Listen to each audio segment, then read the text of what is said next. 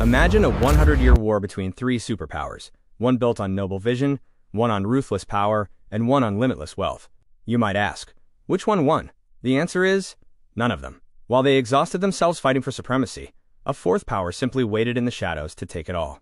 Here is the true story of how three empires didn't lose to enemies, but destroyed themselves from within. Let's talk about one of the most legendary periods in all of history, China Three Kingdoms. We're talking an epic saga of brilliant generals, unbelievable strategists, and a war for absolute power that spanned a century. But look, this isn't just a history lesson. Think of this as a strategic deep dive with lessons that are, frankly, scarily relevant today. So here's the big mystery we're going to unpack. You've got three incredibly powerful, super intelligent, and wildly ambitious kingdoms. They're fighting for generations. They have everything. I mean, vision, resources, genius leaders. So how, after all that conflict, all that bloodshed, did every single one of them end up failing? You know, the answer is surprisingly simple, and it's a huge lesson. All three kingdoms made the exact same mistake. They were obsessed with beating their competitors. That's all they thought about. And in the process, they completely forgot to build organizations that could actually last. They were playing to win the next battle, not the long war for the future. So let's break this down. We're going to do a strategic post-mortem on each of the three kingdoms. We're not looking at them as ancient history, but as three distinct case studies in total strategic failure. And what's wild is that each one failed for a completely different, but equally fatal reason. To make this really click, let's use some modern analogies. Think of Shu as the visionary startup, built entirely on the brilliance of its one genius founder. Then you have Wei. They were the dominant tech giant, unstoppable, powerful, but with a ruthless, toxic internal culture. And Wu? Well, Wu was the stagnant legacy company, way too cautious to innovate, and ultimately just got left behind. Okay, first up, our visionary startup, the Kingdom of Shu. This kingdom had by far the most inspiring story, and you could argue the single greatest mind of the era leading the charge. So how in the world did it end up being the first one to completely collapse? Well, Shu's biggest asset was also its greatest weakness, its master strategist, Zhuge Liang. This guy was a once-in-a-generation genius, and this quote says it all. Shu didn't just depend on him, Shu literally was him. The kingdom's entire identity, its entire function, was tied to this one man. And this total dependence created a clear, straight line to collapse. I mean, look at this. Zhuge Liang had this masterful 30-year plan, but he became a total bottleneck. He was personally managing every single detail.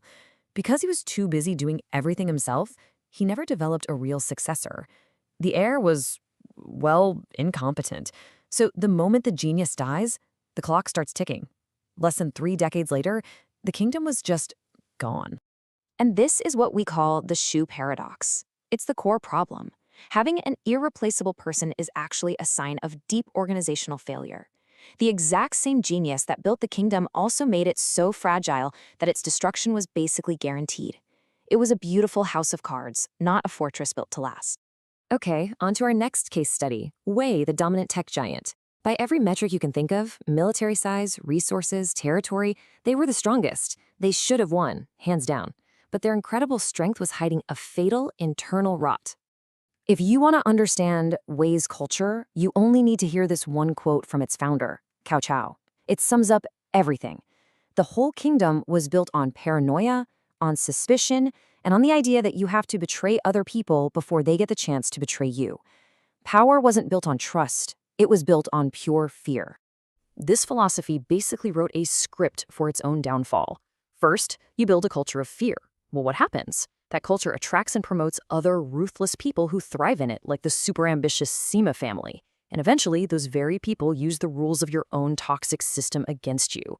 Wei wasn't conquered by an outside enemy. It was stolen from the inside by its own top people.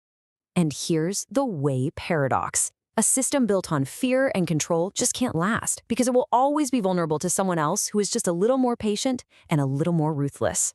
The very philosophy that made Wei so powerful was also the blueprint for its own destruction. They taught everyone how to betray, and their best students learned that lesson perfectly. All right, finally we get to the kingdom that really should have been the survivor, Wu, are a legacy company. Wu actually outlasted both Shu and the original Wei dynasty. They played it safe, they endured, and they still lost. Let's figure out why. Wu's entire strategy was defensive. Their whole game plan was just survive, endure.